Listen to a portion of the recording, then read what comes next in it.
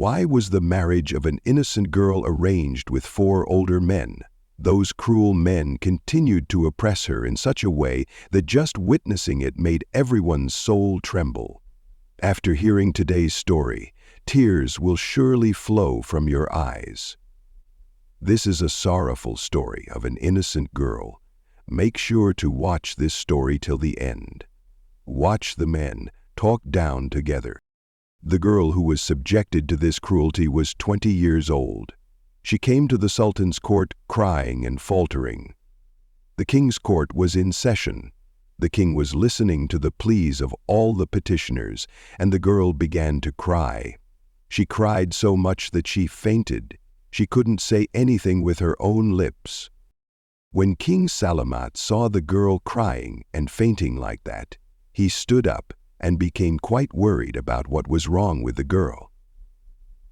The courtiers sitting in the palace also became quite disturbed upon seeing the girl.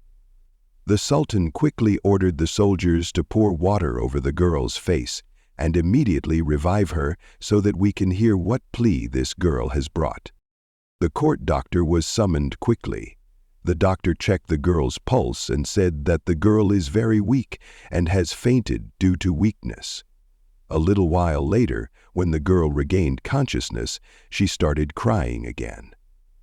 King Salamat placed his hand on the girl's head and said, "Daughter, don't worry. You are standing in my palace at this moment. Tell me what problem you have." King Salamat seated the girl on a chair, gave her water to drink, and then the girl started saying to King Salamat, "O King Salamat, I have come to you with my sorrowful story."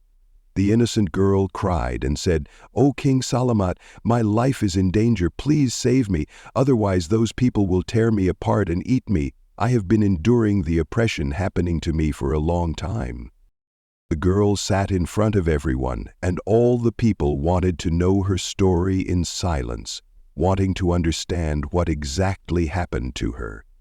King Salamat placed his hand on the girl's head and said, "Daughter, explain your story in detail. Tell us what happened to you."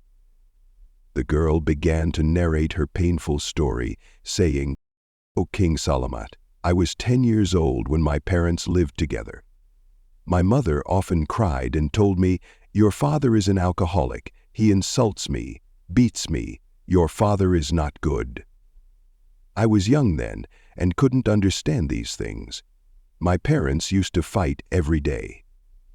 Once, the fight escalated so much that my father divorced my mother 3 times in clear words, and my mother got divorced. After that, my mother said to me, 'Son, I cannot stay here anymore. Your father has divorced me. Let's go somewhere else.' My mother took me and came there. I cried to my mother, saying, 'Oh, mother, I want to live with both you and Abayan.' My mother said, 'Oh, my dear daughter, if your Abayan had committed any oppression against me, if he had beaten me, I would have endured it. But now he has divorced me. Now I cannot stay with him. Therefore, daughter, your father is not a good person. You also come with me.' The girl continued, 'My mother took me then to my uncle's house, and my uncle clearly told me, "Oh, my sister, if you want to live with me, then stay, but I cannot keep your daughter with me. The reason is that your daughter is stepping into the threshold of youth, and I also have 4 young sons. If there is any misconduct, the village will hold meetings, and I cannot tarnish my reputation in this way. Therefore, sister, I can keep you, but I cannot keep your daughter at my house." Because of this, my mother started crying and said, "Oh, my dear daughter, now it is my compulsion that I cannot keep you with me. Your father is not a good man, so you also come with me." At that time, her mother took her and left her at her father's house and went to live with her brother. She was crying when she saw her father. Her father placed his hand on her head and consoled her, saying, "Don't worry, your father is with you." Then she realized that her father is not as bad as her mother says, but at that time she didn't understand. She was just a child and couldn't understand good and bad. After that, when she started living with her father, she saw that when it was midnight, women used to come to her father's room and lock themselves in the room with him and leave in the morning. She didn't understand then. When morning came, her father would give some money to those women, and they would leave. But her father was good to her. Every day he would ask her, "Son, what do you want to eat today? If you want anything, let me know." At that time she thought her father was good to her, but she couldn't understand this. As such, 16 years passed in her father's house. When she turned 16, her father arranged her marriage with his friend. That man was older than her, but she accepted it, thinking that a husband should be respected by the wife and taken care of. But she wholeheartedly accepted that relationship, thinking that even if he was older than her, she would always keep her husband happy. Seeing the world, she realized how to live life. Then her husband took her away to his house. Her marriage had been going on for 2 days. Once, she was cooking at home when her husband came home from outside. She immediately got up, went to her husband, and asked him, "How was your day today? Where have you been?" Hearing this, her husband got very angry and slapped her hard on her face. She didn't understand then. She was a weak girl and couldn't tolerate the slap. She started screaming and crying. After getting slapped, she was completely terrified and scared of her husband. What did the two of them do? Her husband started saying to her, "You have become so bold that you ask me where I went." She said, "I don't like those women at all who interfere in their husband's life. So, she is divorcing you." Her husband divorced her 3 times and removed her from his life, and that man said to her, "Go to your father's house now." She was crying and thinking, "What was my mistake? What was my fault? Maybe not even one thing. He couldn't even ask me where I went and how my day was." She was thinking, was this my big mistake? But what could she do then? Now her husband has divorced her. She became prohibited haram to her husband. So she was forced to come to her father's house. She came crying to her father's house and told him about the oppression happening to her. Her father placed his hand on her head and said, "Daughter, perhaps your husband was not good. That's why he divorced you. He will be punished by Allah." Then he left. Seeing her father's attitude, she was very upset. She was forced to think that her father didn't need to go to that man and ask, "Brother, why did you divorce my daughter?" But her father told her, "Your husband was not good. Allah will punish him." Anyway, she didn't pay much attention to this, but she remained silent and started living at her father's house, as if in Islam, if a woman's husband divorces her or dies, she sits in her home for 4 months and 10 days, called iddat. When the girl's iddat is over, 11 years, 4 months and 10 days pass, the girl's father arranges another husband for her. The girl started saying, "I joined my hands in front of my father and said, 'I have been divorced for a month and a half. I have not forgotten the grief of my first husband. How can I marry again?' But her father didn't listen to her at all and told her that not all husbands are the same and she will be happy with this one." Saying this, her father arranged her second marriage.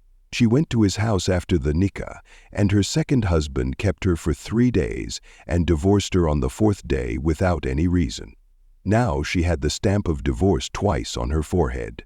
When she came to her father's house, her father ignored her, and she sat in iddat again. After her second divorces, 4 months and 10 days of iddat passed. Her father told her that he was arranging her third marriage and that she should settle in his house.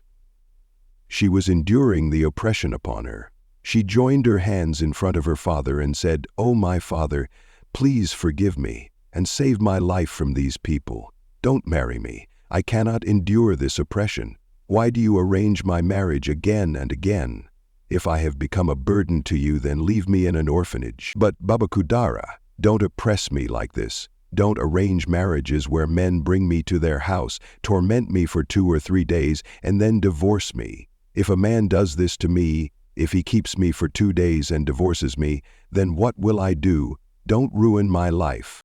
Her father scolded her angrily and said, You have to marry, otherwise it won't be good for you." Hearing such hateful replies from her father, she became silent. What else could she do? Her father arranged her marriage with a third man, and she married and went to that third man's house. But that third man was even worse than those two men. She was astonished to think that the man she was marrying was worse than the previous man. That third man was very cruel and was also much older than her. He beat her for small things, beating her so much that her nose and mouth started bleeding. Her nights passed in tears, and she kept crying all day, thinking that perhaps this is her destiny, that she was born to bear humiliation. Her third husband was so brutal that he kept nagging her, taking the names of her first two husbands and telling her, "Your first two husbands have touched you here and there." Then, taking coal, he would burn her body. She would scream and pray before him, joining her hands, "Don't oppress me so much. I cannot bear so much oppression." But she cried so much, and that cruel man oppressed her even more. This girl continued to endure suffering in the third husband's house. Then, once, her third husband also divorced her 3 times. Now, on the innocent girl's forehead, the stamp of divorce had been placed 3 times. The girl, in the full court, was crying profusely, while narrating her story to the king, and everyone present was crying as they heard her sorrowful story. The girl, crying, said to King Salamat, "I have been divorced 3 times. I didn't know when I came to my father's house and sat there. My father wanted me to arrange my 4th marriage. Then all the reality was revealed before me. I joined my hands in front of my father and said, 'Please forgive me, and don't let these people humiliate me.' Then her father said, 'I have arranged your marriage with so much money. Where did I get that money? If I don't arrange your marriage, then where will I get that money from?' When her father started arranging her marriage with an old man for the 4th time, that old man placed 3 bags full of goods in her father's hands. At that moment, she realized that during the first 3 marriages, her father had probably sold her honor for money. And at that time, all the reality opened up to her. Her father was selling her under the name of nikah, marriage, to earn good money. Now, when her father marries her to a 4th old man, she had already known the whole truth. Then she decided in her heart that she would come to you and tell you her sorrowful story, because during the first 3 marriages, she had no idea what her father was doing. Now, she understood everything. When her father married her to the 4th old man, he was worse than those 3. He oppressed her excessively, so much that neither could she die nor live. No peaceful moment passed over her. He oppressed her all the time in such a way that once, when her endurance couldn't bear any more, she answered him, and he divorced her as well. When he divorced her, he grabbed her hand, brought her to her father's house, and left her there. Now she is back at her father's house. Her father sells her under the name of nikah, making a deal with her honor. Now she has understood everything. Earlier she didn't understand. She had no idea what was happening to her. Otherwise she would have come to you earlier. Now she has secretly fled from her father's house, walking on her own feet, faltering, and has come to you. Please help me." The girl cried and said, "Now my father does things like this. Every day he calls some man to the house and makes a deal with my honor. I have been ruined, destroyed. Oh, Sultan, please help me." When Sultan heard the girl's sorrowful story, he became furious and told the girl, "Daughter, don't worry. We will surely help you." The Sultan told the girl, "Go back to your house," meaning to go back to her father's house. He also sent the vizier with the girl, saying, "Go secretly with this girl. The girl's father should not know." Now the vizier returned to the house with the girl. In the room where the girl lived, the vizier hid and stood there. King Salamat also placed guards outside the house, but no one knew anything. The vizier hid in the girl's room. The girl's father came and told her, "Here, take the clothes and sit properly." After some time, a man came to the girl's room who tried to force himself on her. At that moment, the vizier came out. When the man saw the vizier, he was shocked and said, "Who are you?" The vizier took out his dagger and struck the man on his feet, making the girl's room echo with a scream. Hearing this, the girl's father and the guards immediately came inside. Seeing the scene inside, the girl's father was astonished because the vizier was present there. The guards caught the vizier and the girl's father and took the girl to the king's court. In the court, the king sternly questioned all the culprits. The girl's father confessed his sins and told that he had oppressed his own daughter and handed her over to those cruel husbands who had abused her and divorced her without reason. The king sentenced all the criminals harshly. The girl's father was hanged at the center of the city, and women were ordered to stone him until he dies. The girl's husbands were imprisoned and denied food and drink until they die of hunger and thirst. The king comforted the girl, saying, "Daughter, if you want, you can stay in this palace. If you need anything, tell us, and we will help you." But hearing all this, the girl suddenly fainted. The royal doctor came and told the king that the girl had endured great oppression. Her wounds were deep, and her survival was nothing short of a miracle. Despite all efforts, the doctor could not save her, because her soul had departed. Everyone present in the court was very distressed and sorrowful. They all thought about how much pain and wounds the girl had hidden in her heart, and how she walked away with those wounds. This is where the girl's story ends. If we talk about today, we hear such incidents daily in the news, which make people's hearts ache.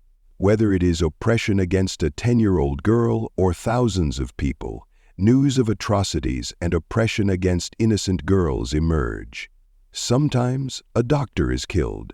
Atrocities and oppression still exist in this world, and such cruel people, while playing with the honor of innocent girls, do not feel any shame. This story was from old times, but such incidents still exist today to teach us lessons. Friends, I hope you have learned something from today's story. As always, I request you not to forget to like and subscribe to the channel so that you stay connected with Masawa Voice, and may similar lesson learning and inspiring videos continue to reach you. I hope you enjoy this.